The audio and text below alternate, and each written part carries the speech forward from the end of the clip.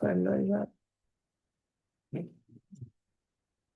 नमो हरिहन्ताणं नमो सिद्धाणं नमो आयर्याणं नमो वज्रायाणं नमो लोहे सवसाहुणं मङ्गलं भगवान् वीरो मङ्गलं गौतमो गणी मङ्गलं कुन्दकुन्दार्यो जैनधर्मोऽस्तु मङ्गलम् सर्वमङ्गलमाङ्गल्यं सर्वकल्याणकारकं प्रधानं सर्वधर्माणां जैनं जयतु शासनं जैनं जयतु शासनं नमः श्रीवर्धमानाय निर्धूतकलिलात्मने कलिलात्मने सलोकानां लोकानां त्रिलोकानां त्रिलोकानां यद्विद्यादर्पणाय यद्विद्याधर्मणाय ते ते।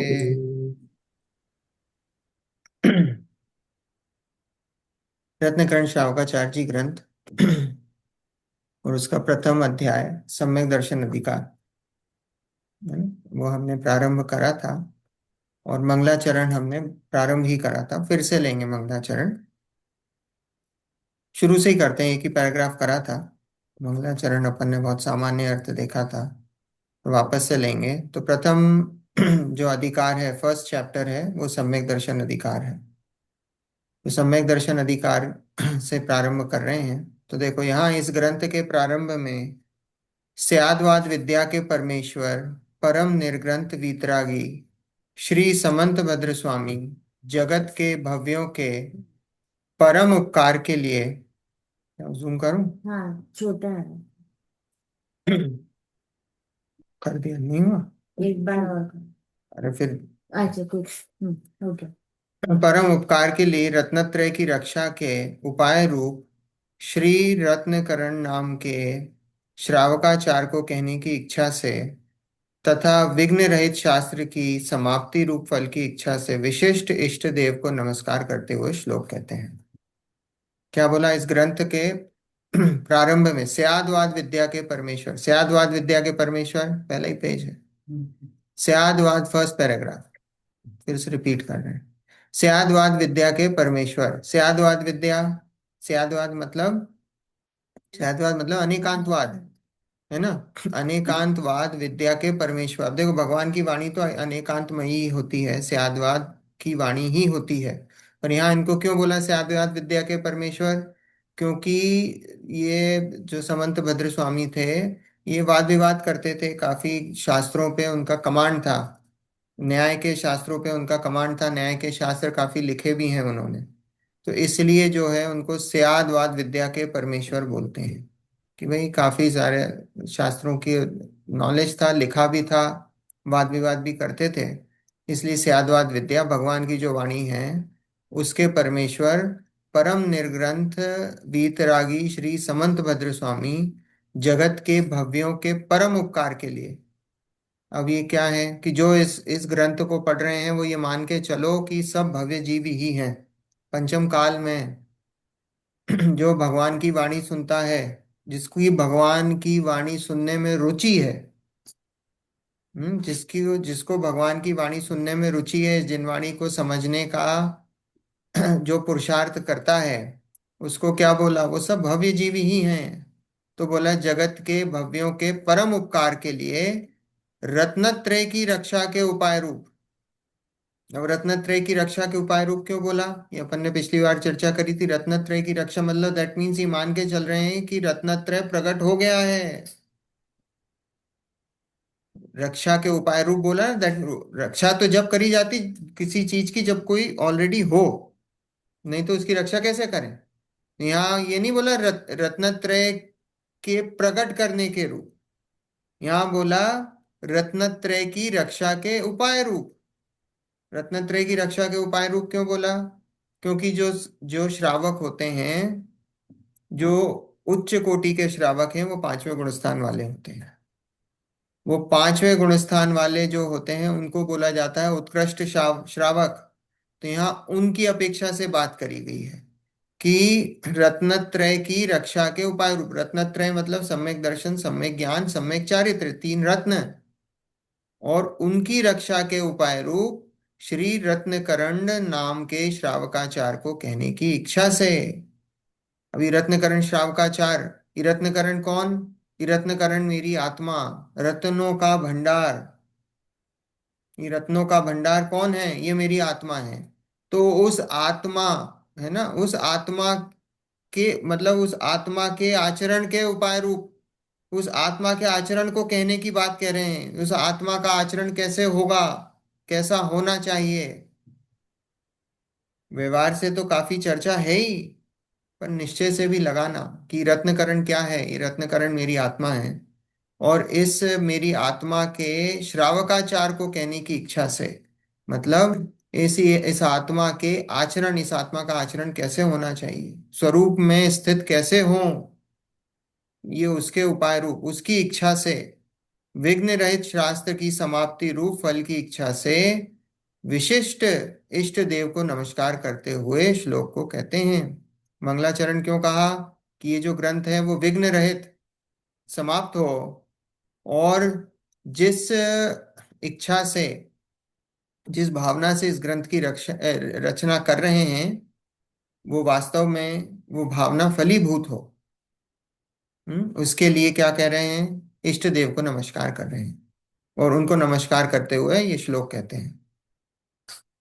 हम्म शरीर तो अपना निमित्त है, तो उसके आचरण की बात नहीं, ना, आत्मा उसके के आचरण की। दोनों हैं। ये जो है व्यवहार की जो बात है, व्यवहार की तो पूरी चर्चा है ही इसमें, पर साथ में निश्चय भी, जहाँ यथा योग्य है वहां निश्चय भी लगाएंगे। दोनों की चर्चा चलेगी, आत्मा की चर्चा भी चलेगी, और जो व्यवहार में जो आचरण देखा जाता है उसकी भी चर्चा चलेगी। ठीक है, हमने अपन दोनों अर्थ निकालेंगे इसमें, कि ये जो रत्नकरण श्रावकाचार है, इसमें क्या है कि भाई जो श्रावकों के अनुरूप जैसा आचरण होना चाहिए उसकी चर्चा तो है ही, पर वास्तव में जो रत्नकरण है वो तो मेरी आत्मा है, और उस आत्मा का आचरण, आचरण क्या होता व्यवहार। है नहीं, आचरण, आत्मा का आचरण क्या है? आत्मा का आचरण क्या है? स्वरूप। सम्यक चारित्र है।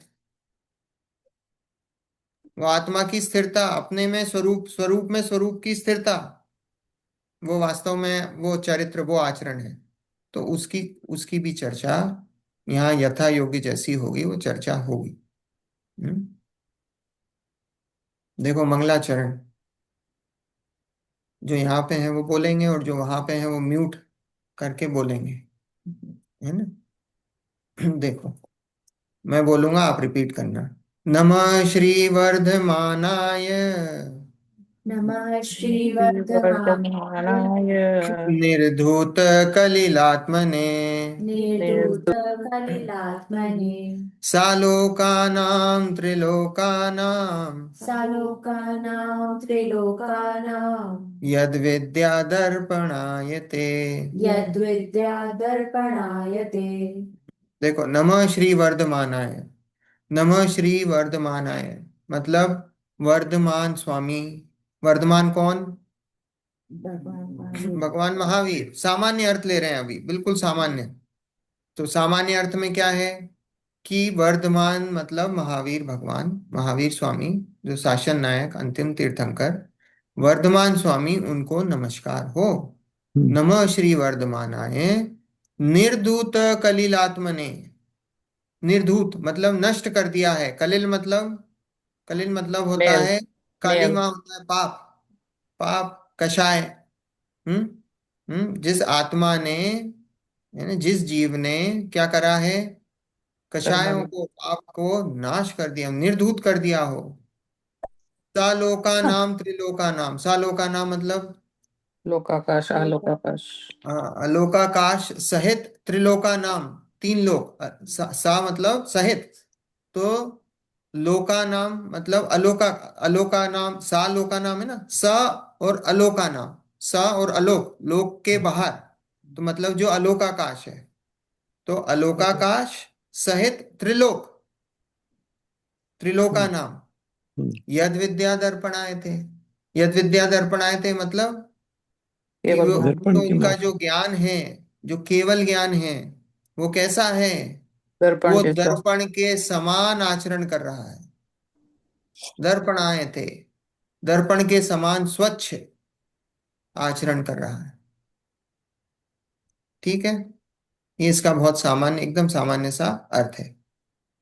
पिछली बार आपने श्री का भी हाँ, अभी करेंगे, अभी श्री का भी करेंगे, है ना। श्री वर्धमान आय, है ना। तो ये तो बिल्कुल श्री मतलब लक्ष्मी, श्री का बहुत सामान्य अर्थ है लक्ष्मी। नमः श्री वर्धमान है, श्री मतलब लक्ष्मी। अब देखो, नमः श्री वर्धमानाय, अब श्री का अब लेंगे अपन। श्री का अर्थ, श्री के दो अर्थ। श्री के क्या दो अर्थ हैं? लक्ष्मी। श्री का सामान्य अर्थ तो लक्ष्मी। दो अर्थ, पहला अर्थ तो ये होगा कि मोक्ष रूपी वो लक्ष्मी। हम्म। श्री का एक अर्थ है मोक्ष रूपी लक्ष्मी, अनंत दर्शन, अनंत ज्ञान, अनंत सुख, अनंत वीर्य। ठीक है, ये उसका अर्थ निकलेगा। और दूसरा अर्थ क्या निकलेगा? समोशरण। दूसरा अर्थ निकलेगा उसका समोशरण। तो जो समोशरण रूपी लक्ष्मी, तो एक समोशरण रूपी लक्ष्मी तो वो तो बाह्य लक्ष्मी दिख रही है, और एक अंतरंग लक्ष्मी जो अनंत दर्शन, अनंत ज्ञान, अनंत सुख, अनंत वीर्य, वो मोक्ष रूपी लक्ष्मी है ना। मोक्ष कहाँ प्रकट होता है? मोक्ष बाहर प्रकट होता है कि अंदर प्रकट होता है? अंदर।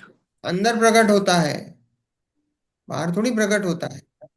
बाहर तो चलो सिद्धशिला में चले गए, तो चले गए, वो थोड़ी कोई उसकी जगह की थोड़ी कोई सिग्निफिकेंस है। वो तो मोक्ष तो अंदर प्रकट होता है। आत्मा के जो गुण हैं वो पूर्ण विकसित होते हैं। हम्म। क्या बोला कि श्री के दो अर्थ, एक तो बहिरंग लक्ष्मी और एक अंतरंग लक्ष्मी। बहिरंग लक्ष्मी समोशरण, और अंतरंग लक्ष्मी अनंत चतुष्टय। मोक्ष। मोक्ष अनंत चतुष्टय। अब वर्धमान आए, वर्धमान आए, वर्धमान। वर्धमान मतलब, वर्धमान के कितने, वर्धमान के तीन अर्थ हैं। वर्धमान के इधर तीन अर्थ हैं, है ना। वर्धमान मतलब, वर्ध मतलब जो निरंतर वृद्धि को प्राप्त हो, वो वर्धमान। निरंतर वृद्धि को जो प्राप्त हो, बिल्कुल सामान्य अर्थ क्या है कि निरंतर वृद्धि को जो प्राप्त हो वो वर्धमान। अभी इसका एक और अर्थ करेंगे नीचे, पर ये अभी निरंतर वृद्धि। अब निरंतर वृद्धि को कौन प्राप्त हो रहे हैं? देखो, तीन अर्थ है। निरंतर वृद्धि को प्राप्त हो रहे हैं मतलब, अभी एक तो महावीर भगवान जो निरंतर वृद्धि को प्राप्त हो रहे हैं। क्योंकि देखो, यहाँ जो नमस्कार किया है वर्धमान, ये कौन सी अवस्था को नमस्कार किया गया है? अर्यंत की सिद्ध, अरहंत। अर्यंत अवस्था को नमस्कार किया गया है। हम भगवान के दर्शन जो करते हैं मंदिर में, वो कौन सी अवस्था के करते हैं? अरिहंत। अर्यंत अवस्था के करते हैं, है ना। तो ये यहाँ पे जो नमस्कार है वो अर्यंत अवस्था को नमस्कार है। तो अर्यंत अवस्था में वो निरंतर वृद्धि को प्राप्त हो रहे हैं। निरंतर वृद्धि को प्राप्त हो रहे हैं मतलब उन्होंने घातिया कर्मों का तो नाश कर दिया है, अब अघातिया कर्मों का नाश कांस्टेंट चल रहा है। तो वो अघातिया कर्मों का जो नाश नाश कांस्टेंट चल रहा है, तो वो क्या हो रहा है? निरंतर वृद्धि को प्राप्त हो रहे हैं। केवल ज्ञान प्रकट हुआ, उसके बाद सारी पर्याय केवल ज्ञान, अगली पर्याय फिर केवल ज्ञान, फिर केवल ज्ञान, फिर केवल ज्ञान। हम्म। तो निरंतर वृद्धि को प्राप्त हो रहे हैं। तो ये कौन हुए? ये महावीर भगवान। अब देखो, अब ये महावीर भगवान अकेले निरंतर वृद्धि को प्राप्त होते हैं कि सारे के सारे 24 तीर्थंकर निरंतर वृद्धि को प्राप्त होते हैं? सारे सारे के सारे 24 तीर्थंकर। 24 हाँ, अब अकेले ये 24 तीर्थंकर हैं कि सारे अरिहंत परमेष्टि? सारे अर्थ परमेश्वर। सारे अरिहंत परमेष्टि। तो वर्धमान के तीन अर्थ निकलेंगे। कौन से? एक तो महावीर भगवान। अगर अंतर बन गए तो फिर भी अपन यहाँ पे जो नाम है वर्धमान, किसका नाम है? देखो, सिद्धों के नाम नहीं होते हैं, सिद्धों के नाम नहीं होते हैं। ये नाम जो है ना, नाम नाम क्यों है? वो नाम कर्म का उदय है उस समय। तो वो नाम कर्म का उदय किस किस अवस्था में चल रहा है? वो अरिहंत अवस्था में भी चलता अरहंत। है, क्योंकि अघातिया कर्म है ना। तो अघातिया कर्म का उदय कब तक चलेगा? जब तक सिद्ध नहीं हुए। तो इसलिए वर्धमान जो नमस्कार हो रहा है वो किसको हो रहा है? वो अरिहंत अवस्था को है, सिद्ध अवस्था को नहीं है। आदिनाथ भगवान है, वो आदिनाथ भगवान किस अवस्था को नमस्कार हो रहा है? अरिहंत अवस्था को हो रहा है। मतलब जब वो थे उसकी भूत निगम से नमस्कार कर रहे हैं उनको। आई थिंक अर्पित का क्वेश्चन है कि अब वो सिद्ध बन गए अब हो गए तो उससे नहीं है। बट अभी यहाँ बोला पे ना, वो अर्पित अवस्था को डिनोट करते भूत निगमने से हम नमस्कार कर रहे हैं उनको। हमने उनको लाके अब उस समय की अवस्था को अभी बोल दिया कि अभी है। हम बोलते कि नहीं हमारी दादाजी हैं, ये फोटो लगी हुई दादाजी है कि नहीं है, दादाजी तो चले गए 10 साल पहले ही, पर क्या बताते हैं हमारे दादाजी हैं। तो दादाजी हैं क्या? वो नहीं है, पर क्या बताया हमने हमने वहां स्थापित कर दिया हूं, करा ना। हम्म? और मंदिर में तो अरिहंत की स्थापना मूर्ति निक्षेप से भी। करते हैं, स्थापना निक्षेप से भगवान की स्थापना करते कि नहीं? वो निक्षेप से करा है, नए से करेंगे तो भूत निगम ने से करा है, जैसे स्थापना निक्षेप करा है ना। तो अलग अलग अपेक्षाओं से है। पर यहाँ अभी क्या बोला कि वर्धमान आए, वर्धमान स्वामी को तीन अर्थ निकाले हमने। तीन अर्थ कौन से निकाले? एक तो महावीर भगवान या वर्धमान स्वामी, और दूसरे 24 तीर्थंकर, और तीसरा क्या हुआ? सारे अरिहंत परमेष्टि, जितने अरिहंत परमेष्टि हैं। तो वर्धमान का तीन तीन अर्थ निकलेंगे। ठीक है, श्री के हमने दो अर्थ निकाले, एक तो अंतरंग लक्ष्मी बहिरंग लक्ष्मी। वर्धमान के हमने तीन अर्थ निकाले, एक तो महावीर भगवान, एक 24 तीर्थंकर, और सारे अरिहंत परमेष्टि। ऐसे तीन अर्थ निकलेंगे। ठीक है। निर्धूत कलिलात्म ने, अब निर्धूत मतलब नाश कर दिया है। कलिल मतलब होता है पाप या कालिमा या मलिनता। तो इसमें कषाय ले लो, तो कषायों के नाश से क्या हुआ है? अनंत चतुष्टय प्रकट हुए हैं। अनंत दर्शन, अनंत ज्ञान, अनंत सुख और अनंत वीर्य। ये प्रकट हुए हैं, अनंत चतुष्टय प्रकट हुए हैं। सालोका नाम त्रिलोका नाम, सालोका नाम त्रिलोका नाम मतलब अलोकाकाश सहित तीन लोकों को यद विद्या, यद विद्या मतलब यहाँ केवल ज्ञान लेना। और वो केवल ज्ञान कैसा है?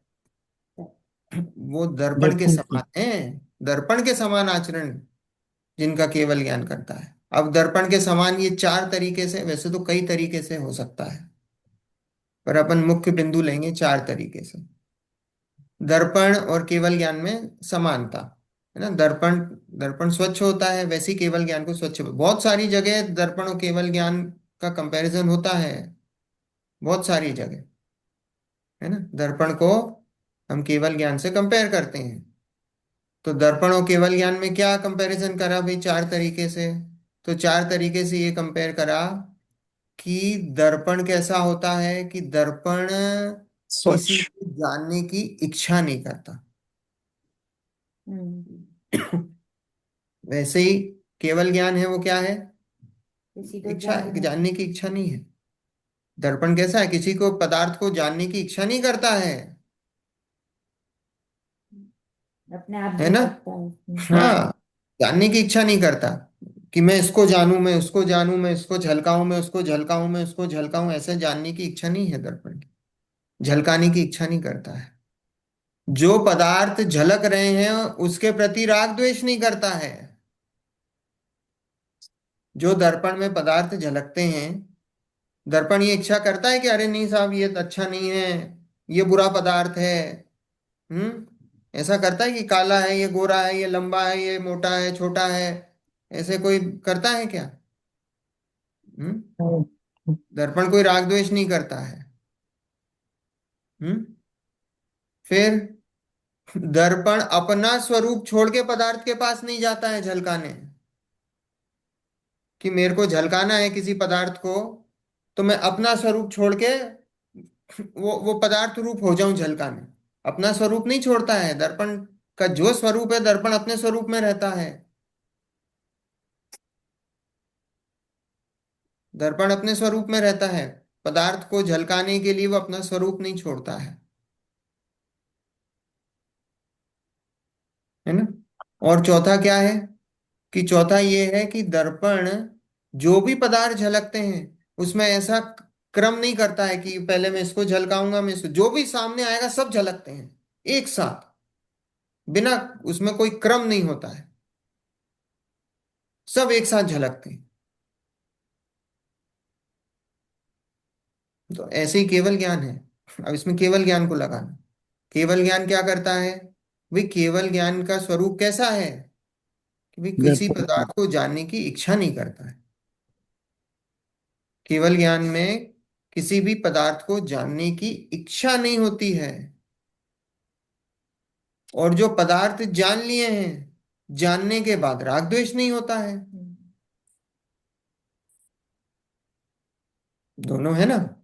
जान लिए हैं तो राग द्वेष नहीं होता है, और जानने की इच्छा नहीं करता है। फिर केवल ज्ञान अपना स्वरूप छोड़कर पदार्थों को नहीं जानता है कि मैं उस रूप हो जाऊं। मान लो केवल ज्ञान इस पुस्तक को जान रहा है, तो केवल ज्ञान उस पुस्तक रूप नहीं हो जाता है। केवल ज्ञान रहता है, वो अपना स्वरूप नहीं छोड़ता है जानने के लिए। और केवल ज्ञान में सारे पदार्थ एक साथ झलकते हैं, कोई क्रम नहीं होता है कि मैं पहले एक वस्तु को जानूं, फिर दूसरे वस्तु को जानूं, फिर तीसरी वस्तु को जानूं, ऐसा कोई क्रम नहीं पड़ता है।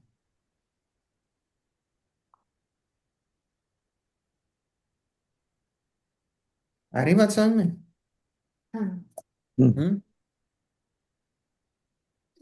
देखो, आया समझ में? अर्थ आया समझ में? अपन ने चार तरीके से केवल ज्ञान और दर्पण में समानता देखी, है ना।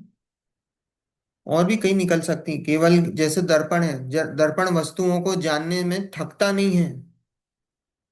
ऐसी केवल ज्ञान में थकान होती क्या कि चलो अब जान लिया, अब थक गए हैं। जान तो लिया ही है पूरे, पूरी विश्व को, अब अगली अगली थोड़ा रेस्ट कर लें, ऐसा होता है क्या? नहीं होता। ऐसी कई समानताएं निकल सकती हैं केवल ज्ञान और दर्पण में। हम्म। देखो, अपन ने श्री के दो अर्थ देखे, वर्धमान के तीन देखे, और फिर हमने चार तरीके से दर्पण और केवल ज्ञान, उनकी समानता देखी। ठीक है। देखो, अब अर्थ इसमें जो लिखा है, अर्थ अपन वो पढ़ते हैं। देखो, श्री वर्धमान तीर्थंकर के लिए हमारा नमस्कार हो। महावीर भगवान की बात है, उनको नमस्कार हो। श्री अर्थात अंतरंग स्वाधीन, जो अनंत ज्ञान, अनंत दर्शन, अनंत वीर्य व अनंत सुख स्वरूप अविनाशी लक्ष्मी और बहिरंग इंद्रादिक देवों द्वारा वंदनीय, जो समोशरणादिक लक्ष्मी सहित वृद्धि को प्राप्त हो रहे हैं, वे श्री वर्धमान। लक्ष्मी के दो बता दिए अर्थ, एक अंतरंग लक्ष्मी और एक बहिरंग लक्ष्मी है। हमारे यहाँ कोई दूसरी लक्ष्मी होती नहीं है। वो जो लक्ष्मी जी की वो क्या होती है, मूर्ति होती है ना, वो क्या है वो? मिथ्या अर्थ। कपोल कल्पित है, उनका कोई एग्जिस्टेंस नहीं है, झूठे हैं। जो उन लक्ष्मी को पूजे वो नरक में जाएगा, नरक में जाने का द्वार है, नरक का द्वार है वो जो लक्ष्मी पूजती हैं। क्यों? क्योंकि वो जो लक्ष्मी का जो रूप बनाया ना, वो लक्ष्मी क्या है? वो तो परिग्रह है, पैसों की लक्ष्मी। वो क्या है? उनको पूजने से बोले पैसे आते हैं। हम्म। उसके पीछे अभिप्राय क्या है? खोटा धन का अभिप्राय है। वो तो लक्ष्मी कोई होती नहीं है, पर तुम किसकी पूजा कर रहे हो? तुम्हारी मान्यता क्या है? तुम्हें तो धन की प्राप्ति करना है। पंचेंद्रियों की, विषयों की पूजा कर रहे हो। तो क्या है? वो तो नरक का द्वार है। जो उस लक्ष्मी को पूजे, वो तो नरक है, नरक जाने का द्वार है। तो हमारे यहाँ वो कोई लक्ष्मी होती नहीं है। हमारे यहाँ तो सिर्फ यही लक्ष्मी है अकेली। रिसेंट मान्यता नहीं होगी इसकी, लाइक पुराने पहले शायद इन सबका लाइक लक्ष्मी होती है। होती होंगी, अब अपने को नहीं पता उस समय, ये अभी अभी तो बहुत क्योंकि देखो ये तो लिखा गया है कब, 3री शताब्दी में लिखा गया है, पर इसकी जो टीका है वो तो अभी 150-200 साल पुरानी है, 150-200 साल, है ना। चेंज बहुत हुए हैं। जो इसमें अभी जो अधिकतर आप चीजें पढ़ोगे वो क्या है, उनकी तो है ही, जो जो उन्होंने लिखा है समंत भद्र स्वामी ने। उसके बाद जो सदासुख दास जी पंडित जी हैं, उन्होंने जो चीजें ऑब्जर्व करी हैं, वो फिर समाज में जो कुरीतियां चल रही हैं वो उनके ऊपर प्रहार करा है, ऐसा। तो देखो, अनंत ज्ञान, अनंत दर्शन, अनंत वीर्य व अनंत सुख। अब देखो इसमें दो, एक चीज और है जो ध्यान देने वाली है, कि जो पहली लाइन है, नमः श्री वर्धमानाय निर्धूत कलिलात्मने, है ना, ये किस चीज का सूचक है?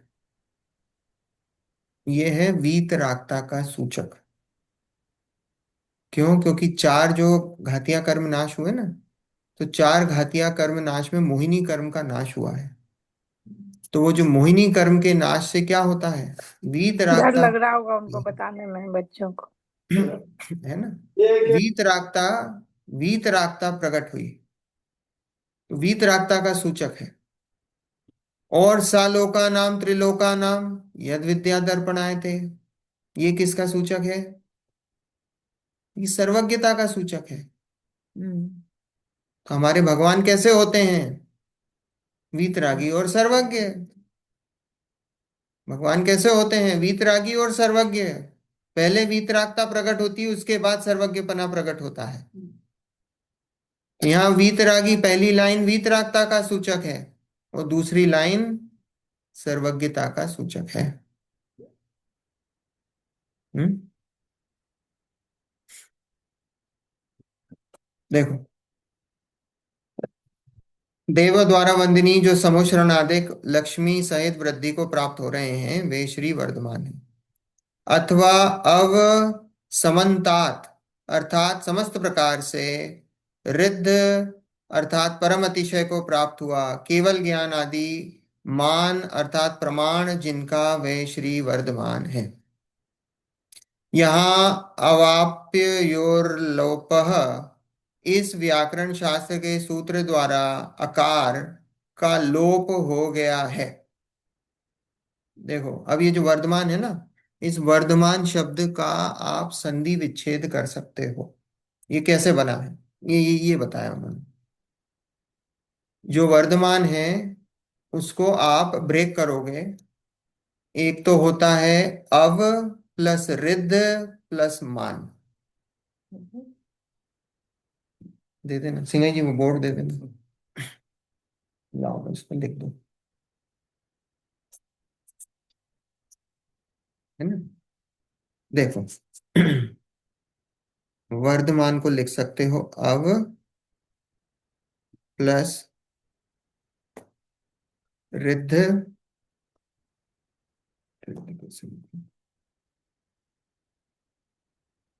इसमें देख के लिख रहा हूँ, हाँ, प्लस मान। देखो, इसको ऐसे लिख सकते हैं अपन, अव प्लस रिद्ध, मैं इसको रोको, मैं तो अपने नीचे। आप को कर लूँ, दा के नीचे वो छोटा हलंक लगा दो, स्पॉटलाइट फॉर एवरीवन।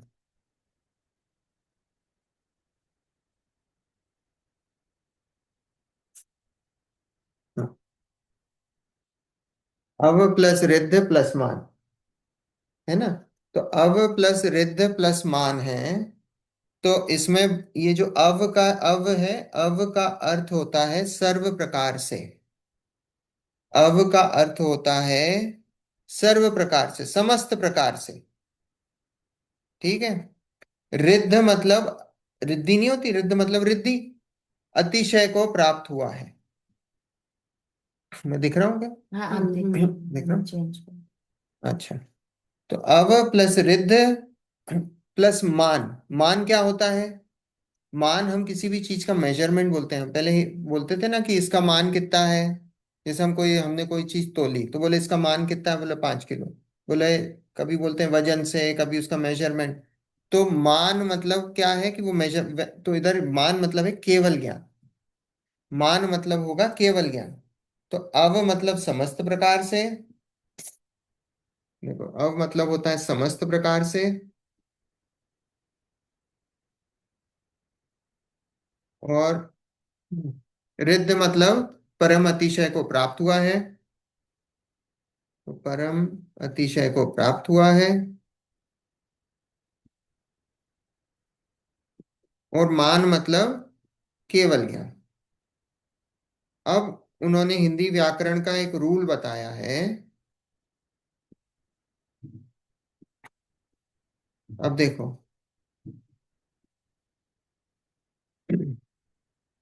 समस्त प्रकार से परम अतिशय को प्राप्त हुआ केवल ज्ञान, ये इसका,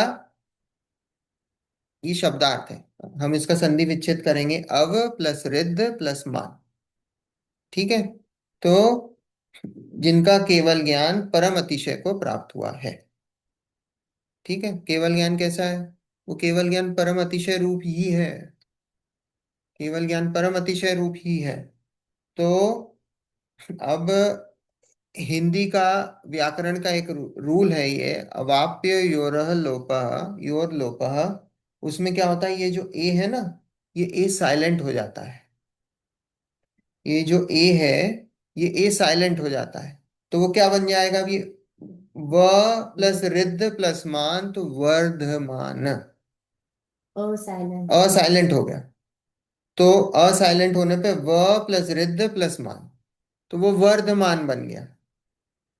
पहली बात है। ठीक है, तो ये यहाँ पे ये बताया, देखो फिर से पढ़ते हैं अपन।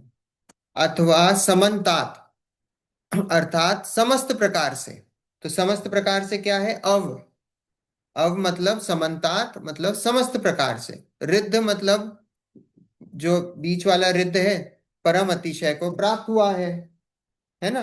और फिर केवल ज्ञान आदि मान, अथवा प्रमाण, मान मतलब प्रमाण भी बोला जाता है, प्रमाण मतलब उसका मेजरमेंट भी हुआ, जो भी आप उसको बोलो।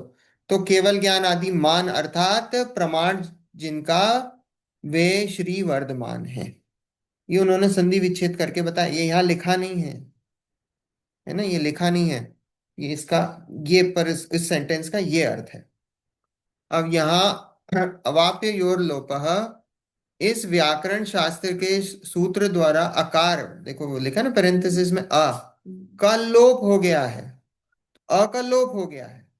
तो क्या बचा, व प्लस रिद्ध प्लस मान, तो वो वर्धमान। तो कैसे हैं श्री वर्धमान, निर्धूत कलिल है आत्मा जिनका, निर्धूत अर्थात नष्ट किया है आत्मा का कलिल अर्थात ज्ञानावर्णादि कर्म रूप पापमल। ज्ञानावर्णादि जो कर्म हैं, कौन से, ज्ञानावर्णी दर्शनावर्णी मोहिनी और अंतरा है, चार कर्मों का नाश करा है, आठों का नहीं करा है। आठ कर लेंगे तो क्या हो जाएगा, सिद्ध हो जाएंगे। तो इसलिए ज्ञानावर्णादि चार कर्मों की बात है, क्योंकि अरिंद अवस्था की चर्चा चल रही है। तो ज्ञानावर्णादि कर्म रूप पापमल, जिसने, ऐसा है, ऐसे हैं, और जिनका केवल ज्ञान अलोकाकाश सहित संपूर्ण तीनों लोकों को दर्पण के समान आचरण या प्रकाशित कर रहा है। हम्म, आया समझ में? भावार्थ, जिनके केवल ज्ञान रूप दर्पण में अलोकाकाश सहित,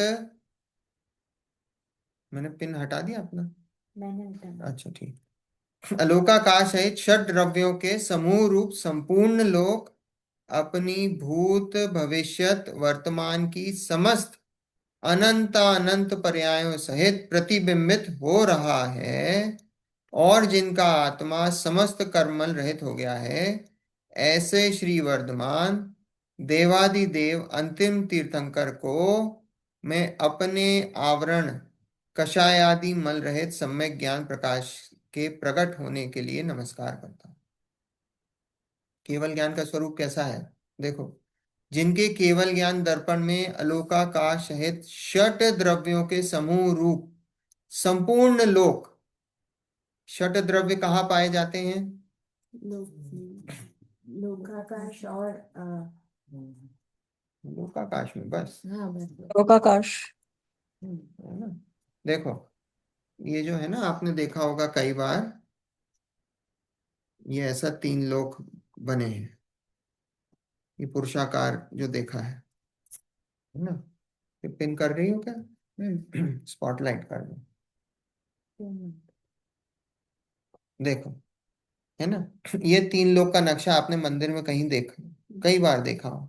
ये जो इसका यहाँ सेंटर है, ये यहाँ पे, ये मध्य लोक है। इधर इसके नीचे जो है नरक है ना, है ना, अधोलोक। अधोलोक, सॉरी। ये अधोलोक है, इधर सात नरक है ना, ऐसी सात भूमियां हैं, ये नरकों की भूमियां हैं। ठीक है। और इधर क्या है, इधर स्वर्ग है ऊपर। स्वर्ग मतलब कौन? वैमानिक देव वाले, है ना। तो यहाँ स्वर्ग है इसके ऊपर। तो इसके ऊपर क्या है? 16 स्वर्ग, 9 अनुदिश, 9 ग्रेवियक, 9 ग्रेवियक, 9 अनुदिश, 5 अनुत्तर विमान, है ना। तो ऐसे ये स्वर्ग हैं, 16 स्वर्ग। ऐसे ही 8 भूमियां हैं उनकी, एक एक उसमें दो दो स्वर्ग हैं ऐसे। फिर 9 ग्रेवियक, और फिर 9 अनुदिश, और 5 अनुत्तर। फिर उसके ऊपर, सबसे ऊपर यहाँ सिद्ध शिला है, यहाँ पे सिद्ध भगवान रहते हैं। ऐसे तरबूज का आधा जो तरबूज है ना, उसको काट दिया जाए तो यहाँ पे ये ऐसी सिद्ध शिला है। यहाँ सबसे ऊपर, लोक के सबसे अग्रभाग में, यहाँ पे सिद्ध भगवान है। बस उनका जो जो भी ऊपर का जो हिस्सा है, अगर हम सर सर माने इधर, मतलब जैसे मोक्ष गए हो, अगर मान लो खड़गासन में गए हैं, तो खड़े खड़े जैसे जो सर का हिस्सा है वो यहाँ टकराता है, मतलब आत्मा के प्रदेश। सर नहीं है उनका, मतलब आत्मा के प्रदेश वहां पे। तो ये आत्मा के प्रदेश अंतिम जो, बस उसके ऊपर फिर अलोकाकाश है। ये जितना भी एरिया है बाकी बचा हुआ आउटसाइड, दिस इज ऑल अलोकाकाश। और ये अलोकाकाश कैसा है? ये इनफाइनाइट है, ये इनफाइनाइट है इधर। और ये इनफाइनाइट इनफाइनाइट इधर है, और उसके बीचों बीच ये लोकाकाश है। और इस लोकाकाश में ही 6 द्रव्य पाए जाते हैं। और यहाँ पे बीच में ऐसी त्रस नाड़ी चलती है, ये ऐसी त्रस नाड़ी है। इन सब के मेजरमेंट है राजू में, 343 घन राजू का ये पूरा वो है। अब राजू की वो सब डेफिनेशन सारी चीजें हैं, उसमें नहीं जा रहे। पर एक बहुत मोटे रूप से ये त्रस नाड़ी होती है, यहाँ पे ही सिर्फ त्रस जीव पाए जाते। त्रस जीव मतलब 2 3 4 हाँ, इंद्रिय। है ना, 2 3 4 5 इंद्री। और बाकी जितनी भी ये जो स्पेस है, यहाँ पे सिर्फ एक इंद्री जीव है, ठसा ठस भरे हुए। बीच में यहाँ से त्रस नाड़ी है ना, उसमें ही वो पाए जाते हैं। मध्य का अंश बिल्कुल भी। ये सेंटर, ये मध्य लोक।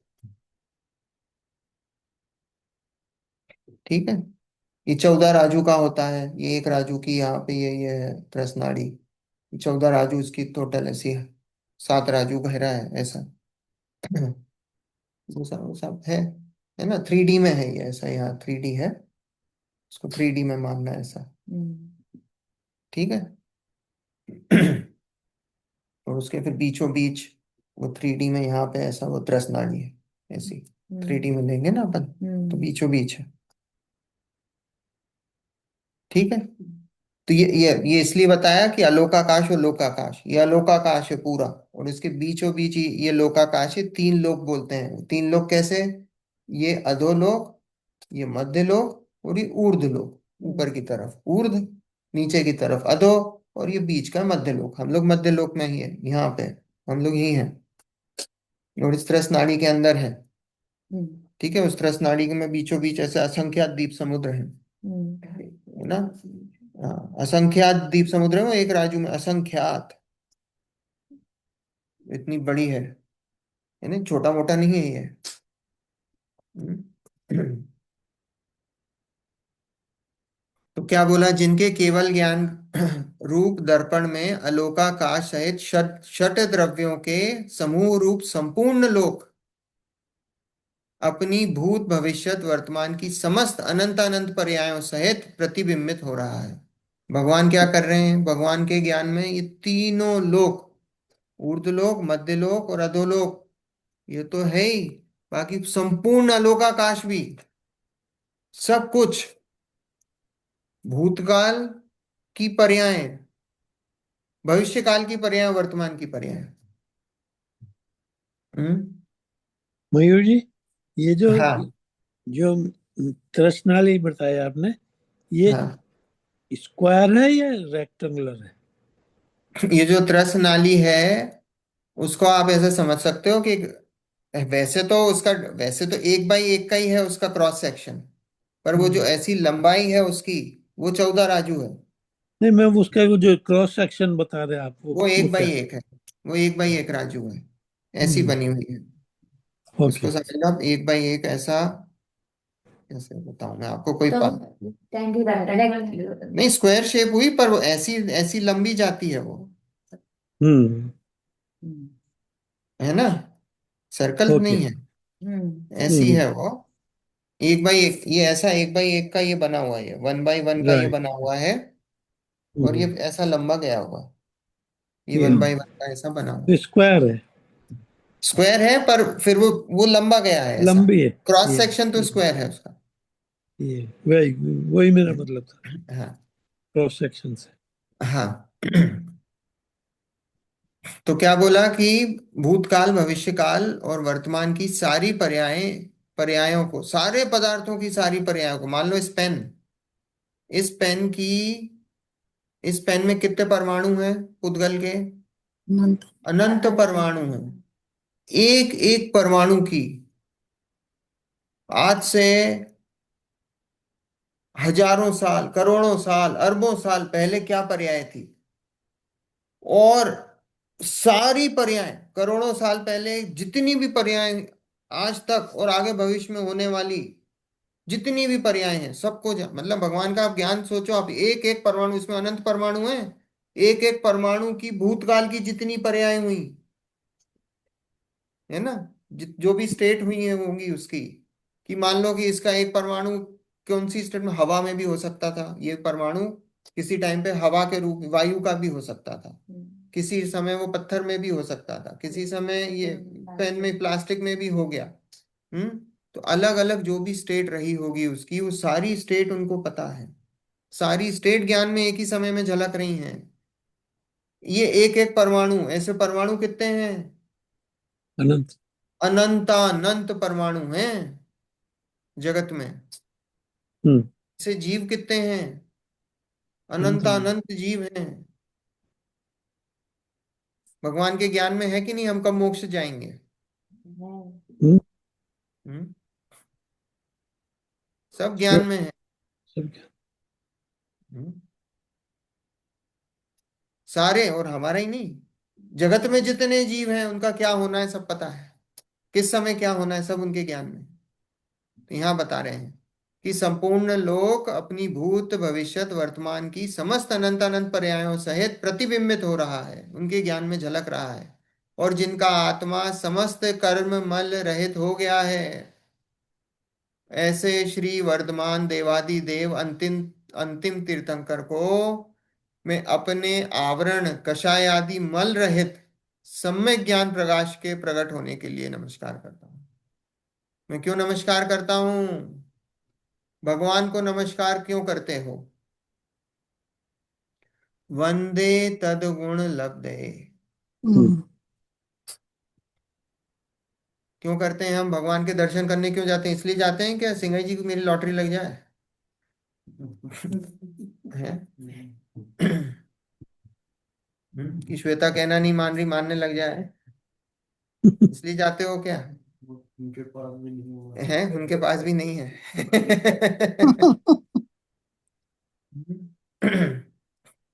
इसलिए जाते हैं क्या? इसलिए नहीं जाते हैं। यहाँ बताया क्यों नमस्कार करना चाहते हैं। उनके जैसा बनने के लिए। वंदे तदगुण लब्धे। हम क्यों नमस्कार करते हैं? कि हमें भी भगवान के जैसे गुण हो, वैसे गुणों की प्राप्ति मुझे हो, इसलिए हम भगवान के पास जाते हैं, हम कुछ मांगने नहीं जाते हैं। भगवान ने जैसे अपने गुण प्रकट किए हैं, मेरे भी वैसे गुण प्रकट हों,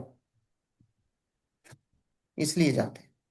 यहाँ ये लिखा है कि वर्धमान देवादिदेव अंतिम तीर्थंकर को मैं अपने आवरण, आवरण मतलब जो कर्मों का आवरण है मेरे ऊपर, जो आठों कर्मों का आवरण है, कषाय आदि मल रहित सम्यक ज्ञान, ये जो कषाय से जो मेरा जो स्वरूप है वो मलिन हो रहा है, जो वास्तव में मेरा स्वरूप है वो प्रकट नहीं हो रहा है, तो वो कषाय का मल है, वो कषाय का मल दूर हो और सम्यक ज्ञान जैसा जो गुण है, प्रकाश है, वो प्रकाश प्रकट हो, इसके लिए मैं आपको नमस्कार करता हूँ।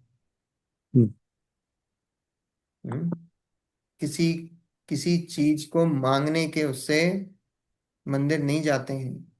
नमोकार मंत्र भी पढ़ते हैं तो इसलिए नहीं पढ़ते हैं परीक्षा के पहले कि भगवान मुझे पास करा देंगे।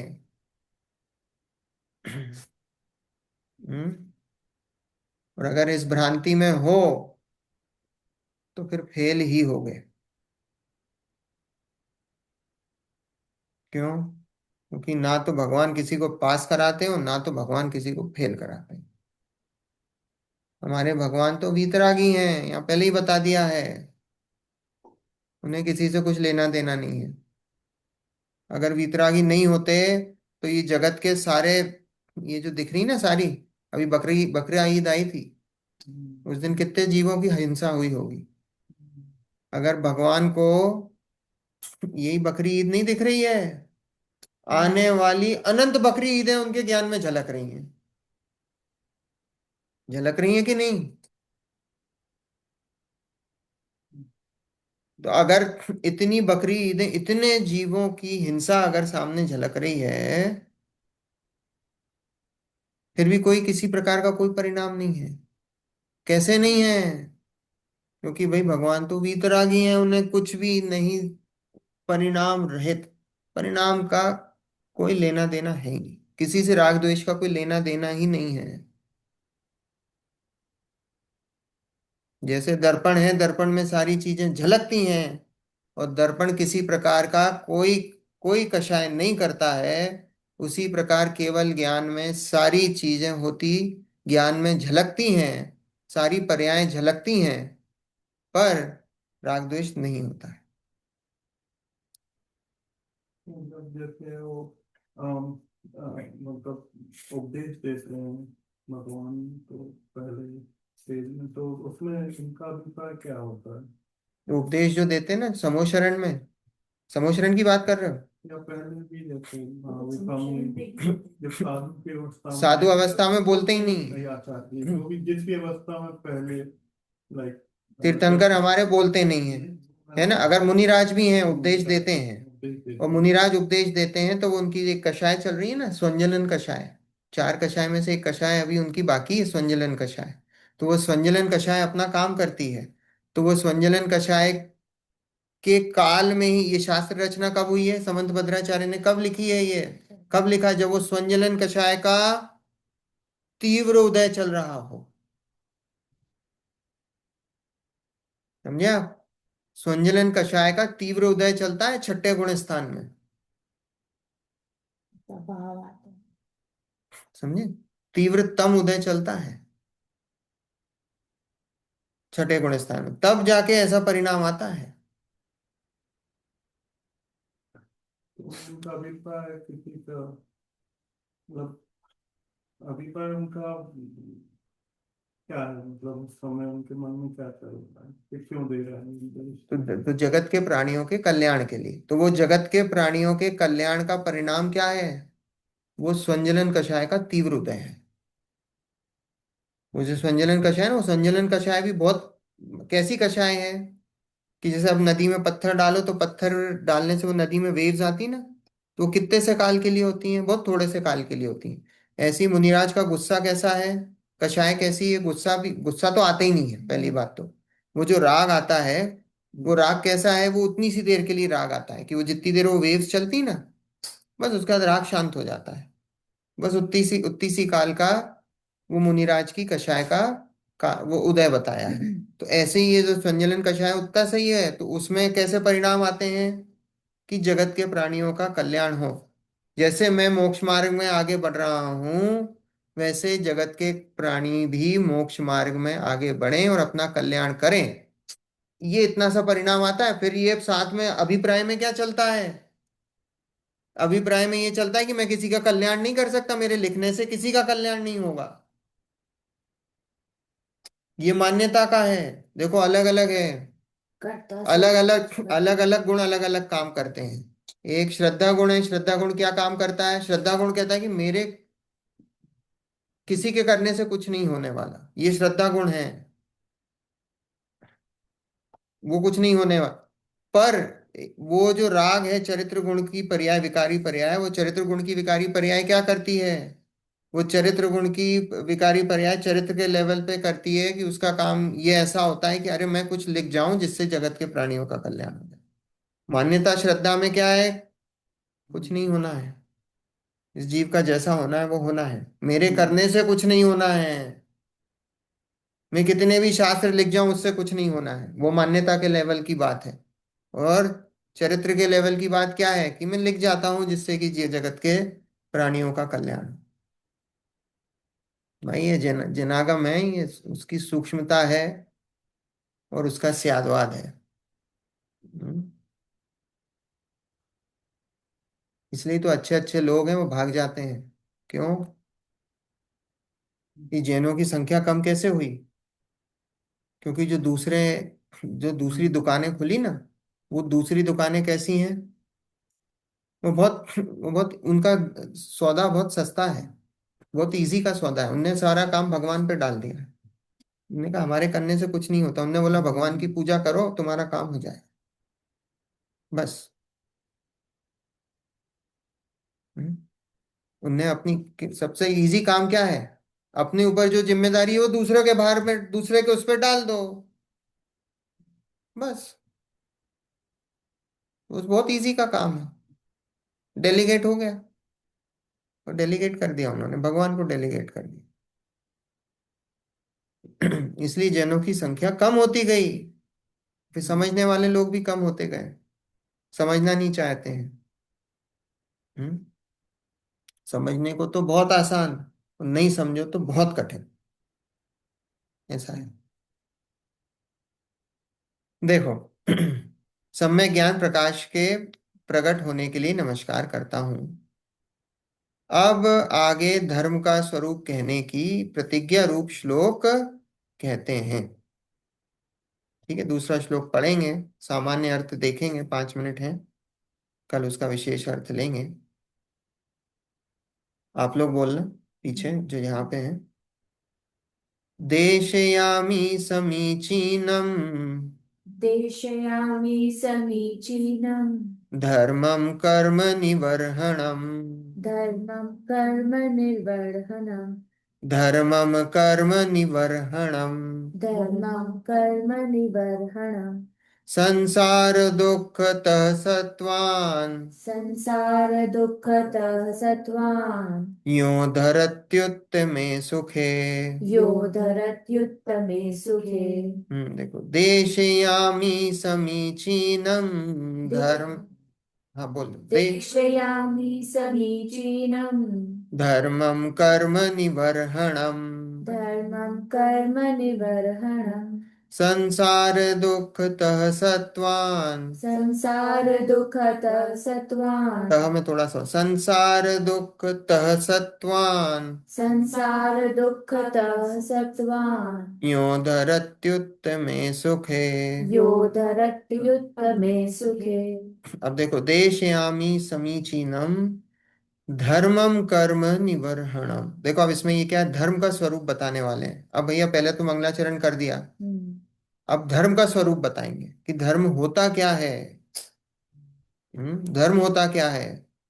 तो देखो, देशयामि समीचीनम धर्मम कर्म निवर्हणम। देशयामि उपदेश देता हूं, देशयामि समीचीन धर्म का उपदेश देता हूं। समीचीन, समीचीन मतलब सच्चा मान लो। अभी इधर और विशेष अर्थ बाद में करा है अर्थ में, अभी ये मान लो सच्चा। हम्म। सच्चे धर्म का उपदेश देता हूं। और वो धर्म कैसा है? कर्म निवर्हणम, कर्मों का निवारण करने वाला है, कर्मों का नाश करने वाला है, कर्मों से आपको रहित करने वाला है। वो धर्म कैसा है? वो कर्मों से आपका आपको रहित करने वाला है, कर्मों से आपका निवारण करने वाला है। फिर संसार दुख तह सत्वान, सत्व क्या होते हैं? सत्व, सत्व मतलब होते हैं जीव, सत्वान मतलब जीवों को, सत्व जीव, सत्वान मतलब जीवों को, संसार दुख तह सत्वान। और वो कैसा है? जीवों को संसार के दुखों से मुक्त कराने वाला है। और यूं धरत्युत में सुखे, और उनको सच्चे सुख में, धरत, धरत मतलब धरने वाला, धरत्युत में सुखे। और वो कैसा है? कि वो जीवों को सच्चे सुख में धरने वाला है। हमने बोल दिया ना, हमने ये वस्तु यहाँ धर दी, धर दी मतलब यहाँ रख दी, हम्म, है ना? उस समय धरना, धरना चलना था, अपन राजस बोलते हैं ना। हाँ धरना, धरना। धरना, हाँ धर, यहाँ धर दे, हाँ। यहाँ धर दे मतलब यहाँ रख दी, रख दे। हम्म। तो जीवों को कैसा है? संसार दुख तह सत्वान, जीवों को संसार के दुखों से मुक्त कराकर सच्चे सुख में धरने वाला है। यूं धरत्युत में सुखे। अब ये धर्म की, ये धर्म का स्वरूप बताया है कि वो कैसा होता है। देशयामि समीचीनम धर्मम कर्म निवर्हणम संसार दुखतः सत्वान यो धरत्युत में सुखे। कैसा है धर्म? कैसा है कि भाई जिस धर्म, जिसको करने में अगर आपको दुख लगता हो तो वास्तव में धर्म नहीं है। क्यों? क्योंकि धर्म तो कैसा है? वो आपको सुख में धरने वाला है। तो आप खुद डिसाइड करो, आपने 4 उपवास करे, 4 उपवास करे, और 4 उपवास करने पर अगर आपको सुख नहीं मिला तो वो कैसा हुआ? वो धर्म हुआ कि नहीं हुआ? वो धर्म थोड़ी हुआ। क्यों? क्योंकि ये डेफिनेशन है धर्म की, कि संसार दुख सत्वान यूं धरत्युत में सुखे। कि संसार के दुखों से क्या करने वाला है? वो जीवों को, हाँ, निर्वाण। हाँ, संसार के दुखों से मुक्त कराने वाला है और सच्चे सुख में धरने वाला है। तो जो भी धर्म के नाम पे जो भी क्रिया करो, वहां मेजरमेंट करो कि भैया ये जो क्रिया करी है, इन क्रियाओं में सुख है कि दुख है। पूजा कर रहे हो, 1 घंटे करी, 2 घंटे करी, फिर क्या होगा? कहेंगे भैया बंद करो, विधान भी होता है। 2 घंटे, 3 घंटे हुआ, और जैसे 3 घंटे बाद अगर उससे भी ज्यादा हो जाए तो भैया घड़ी देखने आकुलता कि कब बंद होने वाला है। तो विधान करने में दुख हुआ कि सुख हुआ? और अगर दुख हो रहा है तो वो धर्म हुआ कि वो धर्म नहीं है? धर्म उससे कुछ अलग चीज है। अलग। हम्म। हम्म, ये चर्चा अपनी चलेगी सब। अभी तो शुरुआत हुई है, अभी तो मंगलाचरण ही जी, हुआ। मैं ये कहना चाहती हूँ इस कॉन्टेक्स्ट में कि मैं जितना इसके बारे में सोचती हूँ ना, तो ये लगता है कि कॉन्सेप्चुअली तो सब सेंस करता है, बनती है सेंस। ये लगता है हाँ ये करना चाहिए, ऐसा ही होना चाहिए, ऐसा मैं कर सकती हूँ, और फिजिबल भी लगता है कि हो सकता है। पर जब प्रैक्टिकल साइड में, रियलिटी में आता है सामने, तब करना मुश्किल होता है उसको, आसान नहीं है बिल्कुल भी। तो तो अभी कम इसलिए से भी कम हो सकता है इसलिए तो, कि जहनों की संख्या कम होती जा रही हो, क्योंकि प्रैक्टिस में इसको फॉलो करना उतना आसान नहीं है जितना कॉन्सेप्चुअली लगता है सोच के कि हाँ ये करा जा देखो सकता ऐसा है, पहले श्रद्धा के लेवल पे कोई चीज बैठेगी। आप सोचते हो कि मैं पहले दिन से प्रैक्टिस करने लग जाऊं, है। तो वो प्रैक्टिस करने लगा हो, फेल ही हो गए। और फिर क्या होगा? बोले हमसे तो होता ही नहीं, छोड़ो। लोगों के साथ प्रॉब्लम क्या होता है? पहले ही दिन से जो पढ़ा उसको प्रैक्टिस, अरे भाई प्रैक्टिस होगी, अभी एकदम से उस वो प्रैक्टिस के पीछे वो मत हो। और प्रैक्टिस करनी नहीं, प्रैक्टिस अपने आप होगी, करनी नहीं पड़ेगी। करनी नहीं पड़ेगी, लेकिन पहले श्रद्धा के लेवल पे तो वो चीज बिठाओ। जब हम्म श्रद्धा के लेवल पे चीज वो बैठेगी तब फिर आगे वो अपने आप प्रैक्टिस में जाएगी। हम्म, हमारा पूरा फोकस पहले किस पे होना चाहिए? श्रद्धा के लेवल पे बिठाने का। अभी छोड़ो प्रैक्टिस, प्रैक्टिस प्रैक्टिस प्रैक्टिस हो जाएगी। अभी अच्छा। अपन ने देखा था ना इसके पहले प्रस्तावना में, क्या देखा था? कि भाई जिसको सम्यक दर्शन हो गया उसका तो पक्का है मोक्ष मार्ग। पर जो सिर्फ प्रैक्टिस प्रैक्टिस में ही लगा है और प्रैक्टिस में ही प्रैक्टिकल में ही लगा हुआ है और सम्यक दर्शन का अता पता नहीं है, उसका 3 काल में कभी मोक्ष नहीं होगा। नहीं, मैंने शायद प्रैक्टिस वर्ड गलत यूज किया हो। प्रैक्टिस से मेरा मतलब ये नहीं था कि मैं बैठ के उसको कुछ चीज प्रैक्टिस करूंगी, लेकिन लाइफ में जैसे कोई कर्व बॉल आ जाती है और उसको हैंडल करने के लिए आपको उसको फेस करना होता है, उस वक्त में आप किस तरह से बिहेव करते हो, किस तरह उसको हैंडल करते हो, वो प्रैक्टिस से मेरा मतलब था। हाँ, तो वही तो ये टेस्ट नहीं। है आपका। ये सब तैयारी किसकी चल रही है? जी। कि भैया वो जो कर्व बॉल आएंगी ना खूब सारी, उन हम्म कर्व बॉल को, ठीक है, एक बार नहीं, 2 बार नहीं, 4 बार नहीं, पर कम से कम वो बात ध्यान में तो आएगी। मान लो कोई कर्व बॉल आई, और कर्व बॉल आई तो भले उस समय परिणाम विचलित हुए, लेकिन थोड़े समय बाद अपने आप को संभाल लोगे। क्यों संभाल लोगे?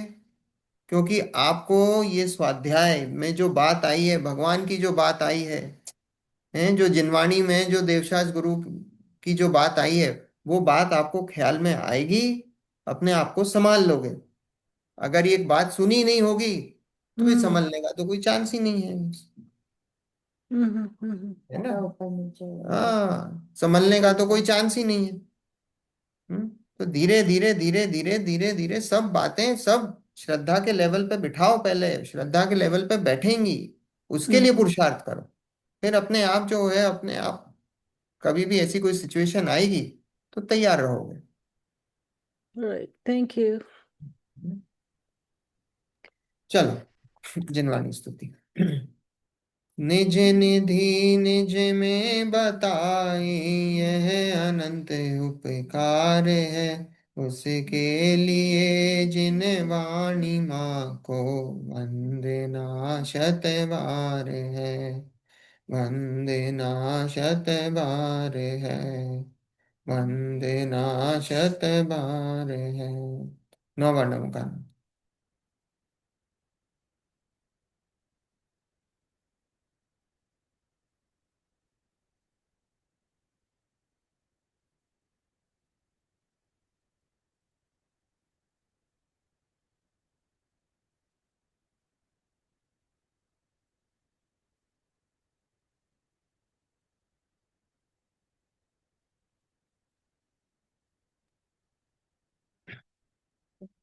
जय जिनेन्द्र। जय जिनेन्द्र। जिनेन्द्र। जय जिनेन्द्र। जय जिनेन्द्र। जय जय जिनेन्द्र। जय जय जिनेन्द्र। जिनेन्द्र, शुभ जय रात्रि। जिनेन्द्र। जय जय जिनेन्द्र। जिनेन्द्र। जय जय जिनेन्द्र। जिनेन्द्र सभी को। जय जिनेन्द्र।